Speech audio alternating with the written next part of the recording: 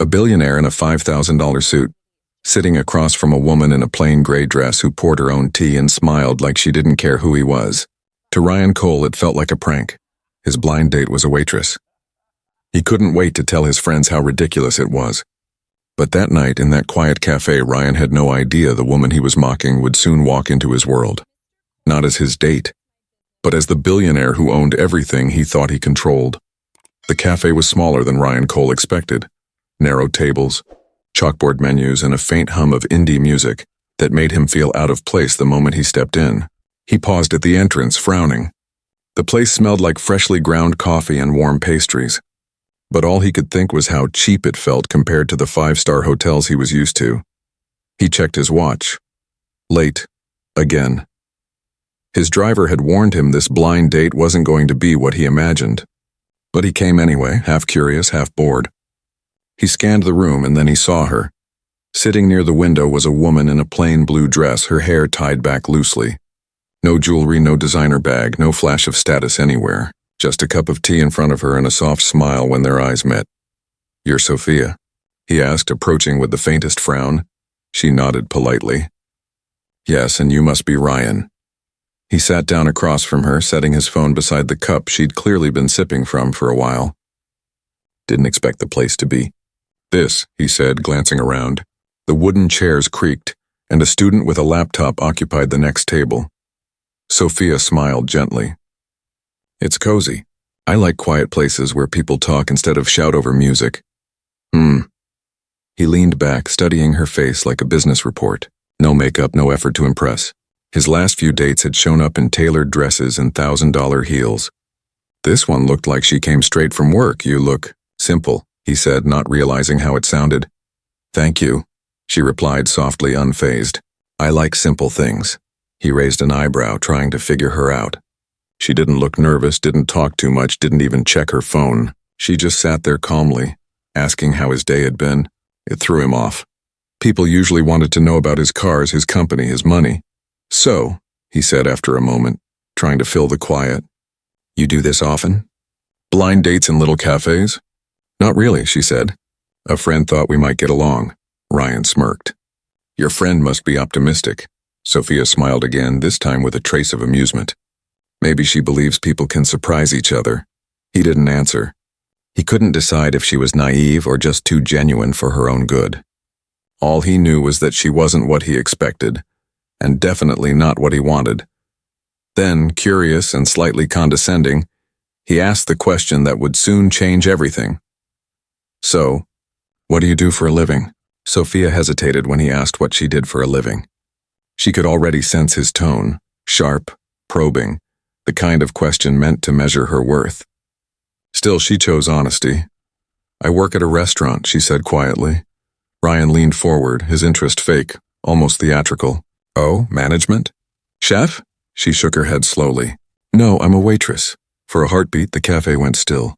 Then Ryan let out a laugh so loud it startled the couple at the next table. "You're joking," he said, eyes narrowing with disbelief. "A waitress?" Sophia's calm expression didn't change. "Yes." He leaned back in his chair, laughing again, shaking his head like he couldn't believe what he was hearing. "Unbelievable. My friend really thought this was a match for me? You serve food for a living and I run a billion-dollar company." His voice rose, louder, sharper, drawing eyes from across the cafe. "You don't even deserve to sit with me, do you understand that?" The words cut through the air like glass. A few people turned to look. The barista froze mid-step. Sophia didn't speak. She only sat there, her hands resting on the table, steady and composed. Ryan wasn't done. "You see, this is the problem," he went on, his tone dripping with arrogance. "People like you think you belong in the same world as people like me. You think just because you dress nice and smile, it changes what you are? It doesn't." He grabbed his phone, smirking as he lifted it toward her. "Actually, let's make this fun. My friends are going to die laughing." He hit record. "Blind date update," he said mockingly into the camera, turning it toward her. "They set me up with a waitress. A real one. Serving tables, pouring coffee, I'm that kind of waitress." He laughed, glancing back at her. "Go on, say hi. Maybe someone watching will leave you a tip." A soft gasp came from the counter. Someone muttered, "Hey, that's not right," but Ryan ignored it. He was too busy enjoying himself. Sophia rose slowly, calm as ever. She didn't raise her voice, didn't defend herself. She simply looked at him with quiet pity. "Thank you," she said softly. "You've just reminded me what real poverty looks like." He frowned, still smirking. "Oh yeah, and what's that supposed to mean?" She picked up her purse and met his eyes. "Poverty isn't about money," she said. "It's about character." The cafe fell silent. Even Ryan's arrogance couldn't fill the space she left behind when she walked out the door. The bell chimed softly as sunlight poured in, and then she was gone.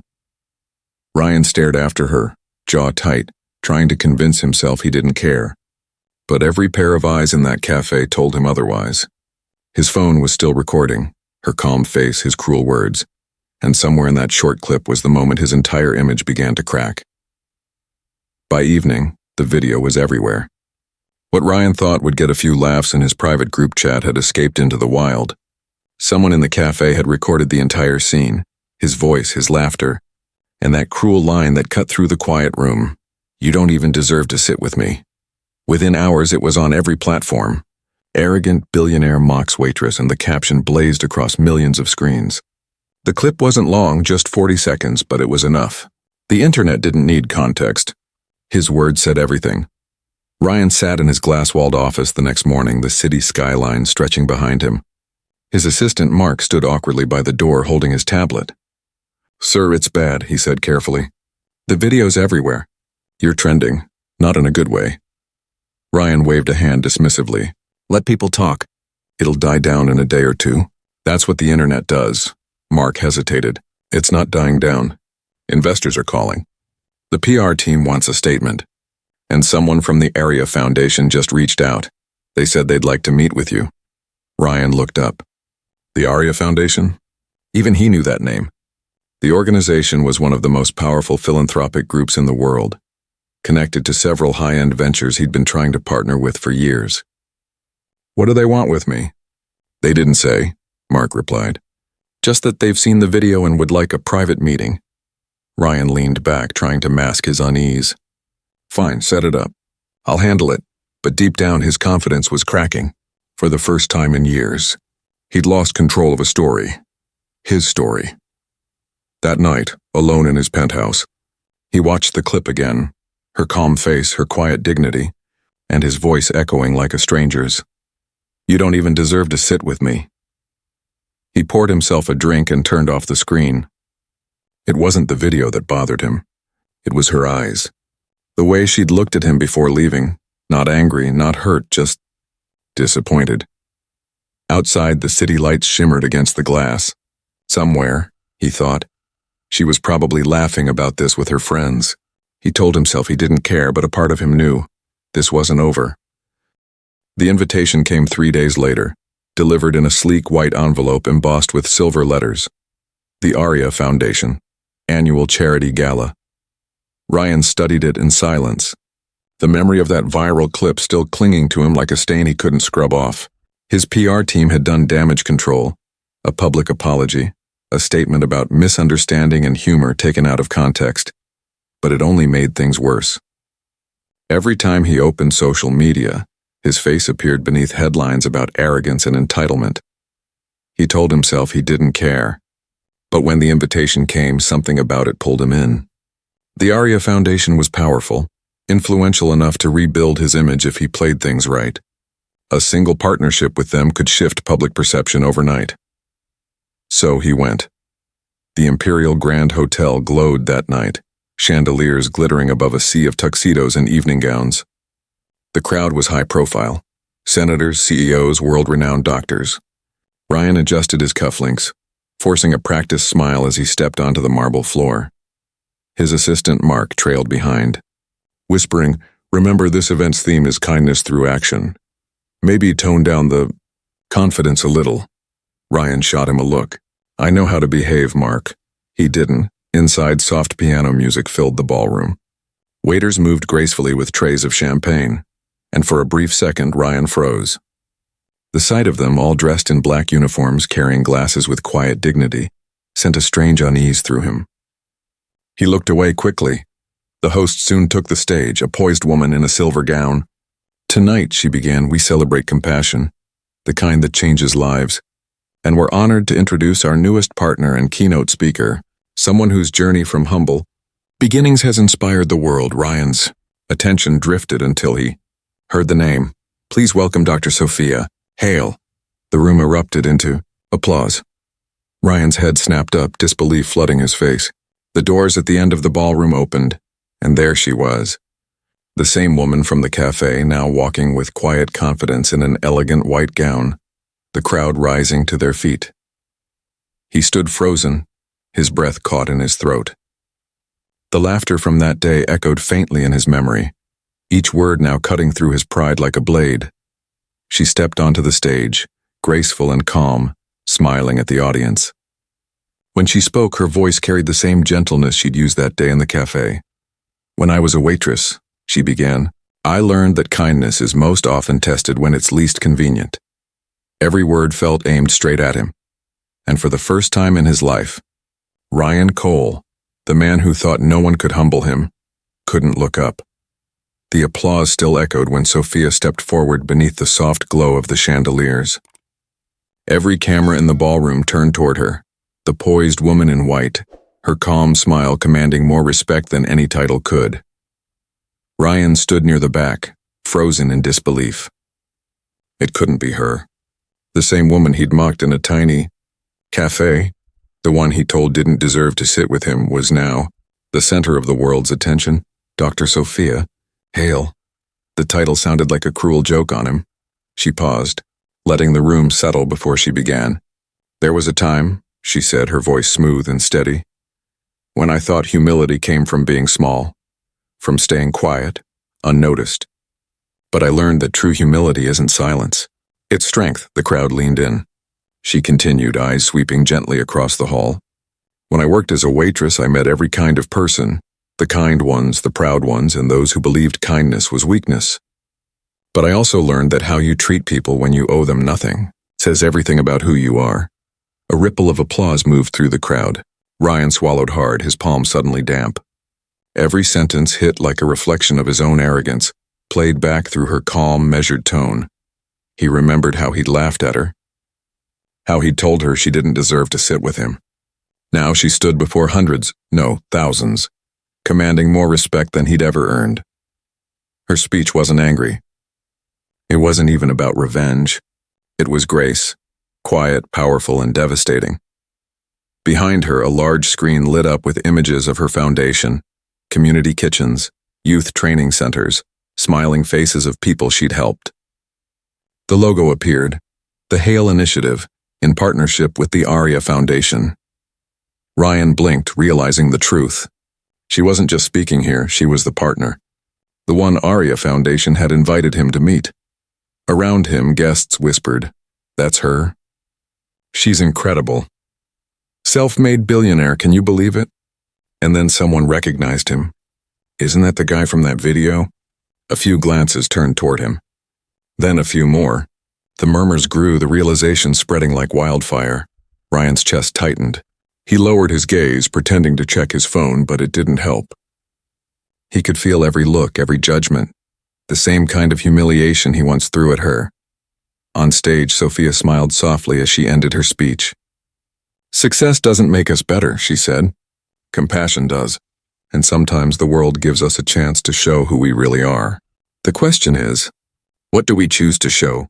Thunderous applause filled the ballroom. Cameras flashed. Sophia turned gracefully from the podium, her eyes sweeping across the crowd. And for a moment they landed on him. It wasn't anger in her gaze. It was calm recognition, the kind that burned deeper than any revenge ever could. Ryan's throat went dry. The woman he'd humiliated was now standing on a stage he could never reach. And for the first time, he wished he'd just listened to her that day. The next morning, the sun was bright over downtown Tokyo. Ethan sat in his penthouse, sipping his coffee, trying to shake off the embarrassment of last night. His phone buzzed, an unknown international number. He frowned and answered lazily. "Mr. Langford?" A calm voice spoke. "Yes, who's this?" "This is Chairman Watanabe from Soratech Group. I was told to confirm your meeting today with our board. Miss Sophia requested your attendance." Ethan's grip on the phone tightened. "Wait, what did you say, Sophia?" Yes, the man replied politely. Miss Sophia Morales, our major investor and current acting CEO of our international division. She asked to reschedule your presentation for noon. Ethan froze. The words felt heavy and impossible. His mind replayed last night. The waitress, the blind date, the mocking words he threw at her, the disgust in his tone. He muttered, "No. It can't be the same woman." But his phone buzzed again, a message. A notification from the company group chat he shared with his assistant. Meeting confirmed. Sophia Morales, investor and board member, Soratech Group. Attached below was her photo, the same woman from last night. The one he shouted at. Ethan's chest tightened. His arrogance drained into panic. He stood abruptly, almost knocking over his coffee. "No, no, no," he whispered. At that moment, his assistant knocked on the door. "Sir, the car's ready. The board is expecting you." Ethan couldn't think straight. He replayed every word he'd said, the insults, the way he laughed at her, the way he told her she didn't even deserve to sit at his table. And now she was the one chairing the table he was walking into. By the time he arrived at Soratech Tower, sweat lined his palms. The building was sleek, black glass and chrome standing tall over the skyline. The elevator doors opened to the top floor, and there she was. Sophia. Standing at the head of the long marble conference table, dressed in a navy suit, hair tied back neatly, her calm expression unreadable. Ethan froze mid-step. Her eyes met his. No anger, no smile, just quiet authority. "Mr. Langford," she said softly, gesturing toward the empty chair across from her. "Please, have a seat." Her tone was polite. But to Ethan it felt heavier than any insult he'd ever given. He swallowed hard and lowered himself into the chair, his confidence gone, replaced by silent regret. The meeting began, and for the first time in his life, Ethan Langford couldn't find a single word to say. The room fell silent as Sophia opened her folder. Around the massive glass table sat the board members of Soratech, all in dark suits, all watching her with full attention. Sunlight from the skyline poured across the room, making everything look almost surreal to Ethan, who sat stiff, unsure where to look. She began calmly, her voice steady and professional. "Gentlemen, thank you for joining on short notice. Today's agenda covers our investment proposal from Langford Dynamics." Ethan straightened in his seat, clearing his throat. "Yes, thank you, Miss Morales." She didn't look up. "Please wait until I finish, Mr. Langford." Her tone wasn't rude. It was simply final. Everyone in the room turned toward her, then at him. Ethan's jaw tightened. He wasn't used to being told to wait. Sophia continued, flipping through her notes. "Last night I had the opportunity to meet Mr. Langford personally. By coincidence." The room murmured with curiosity. Ethan froze. She looked up, directly at him now. Calm, composed. "At first," she said softly, "he didn't recognize me. He mistook me for something else." Her lips curved into the faintest trace of a smile. "And he made his thoughts very clear about people he considers beneath him." Ethan's pulse spiked. "Miss Morales, that was—" She raised a hand slightly, just enough to silence him. "No need to explain. I appreciate honesty even when it's cruel. It shows character, or the lack of it." A hush spread through the room. Sophia stepped closer to the center of the table, her voice unwavering. "For those unaware, I wasn't born into luxury," she said. "For years I worked as a waitress in a small cafe, the kind where the floor creaks and you remember every regular by name. I worked double shifts, sometimes 3, not because I dreamed of riches, but because I wanted a life built on my own effort. What I didn't know back then," she paused, her gaze lifting to the silent crowd, "was that my late father, a man I barely knew, had left behind an empire. I was his only heir. The truth came to me when I turned 30. She smiled again, softer this time. But by then I had already learned something far more valuable than money. Respect. So when the inheritance came, I didn't buy mansions. I built schools. I opened kitchens. I helped people who reminded me of the girl I used to be, the one serving coffee, not being served." Her gaze swept the room, landing back on Ethan. "So, Mr. Langford, when you told me last night that I didn't deserve to sit with you—" She paused, letting the silence stretch until every eye turned to him. "Shh, I realized you were right." Ethan's stomach twisted. "I don't deserve to sit with you," she said. Because I don't sit with arrogance. I stand above it. The boardroom went still. A few members exchanged glances, impressed by her calm dominance. Sophia picked up the proposal papers Ethan had prepared.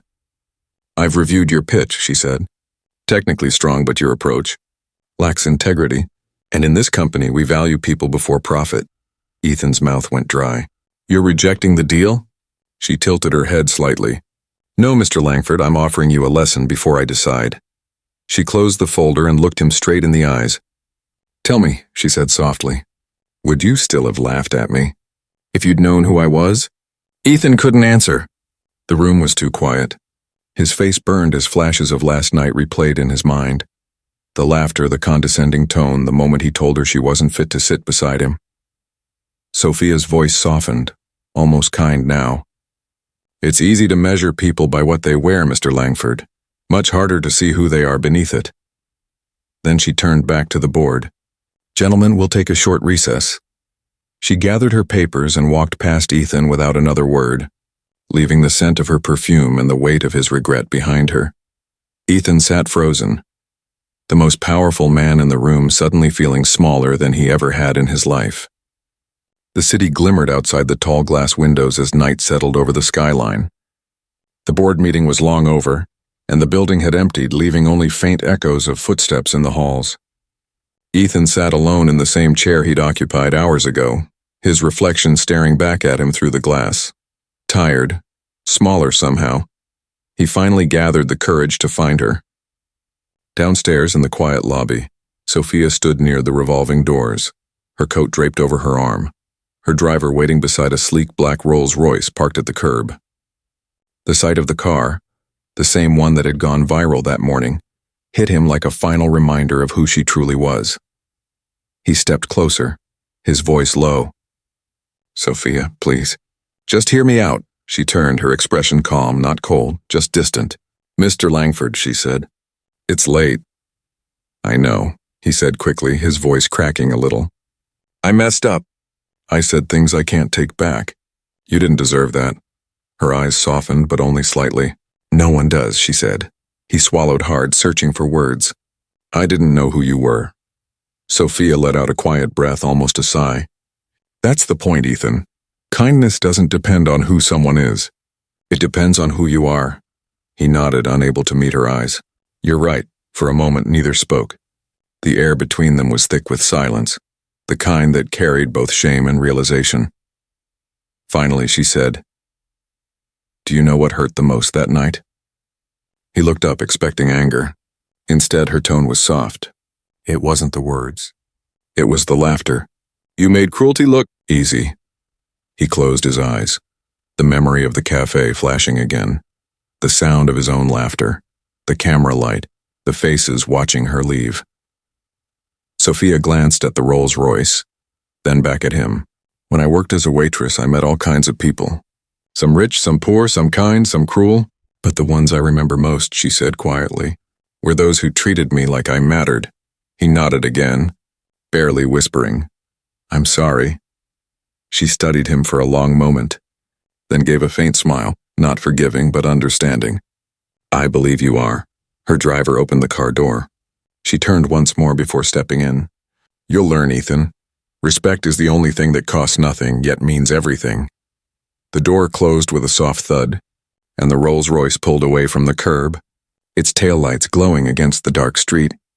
Ethan stood there, watching until the car disappeared into the night. Later, in his apartment, the TV flickered quietly. The news played a segment about Dr. Sophia Hale, her foundation, her work, her viral moment-turned movement.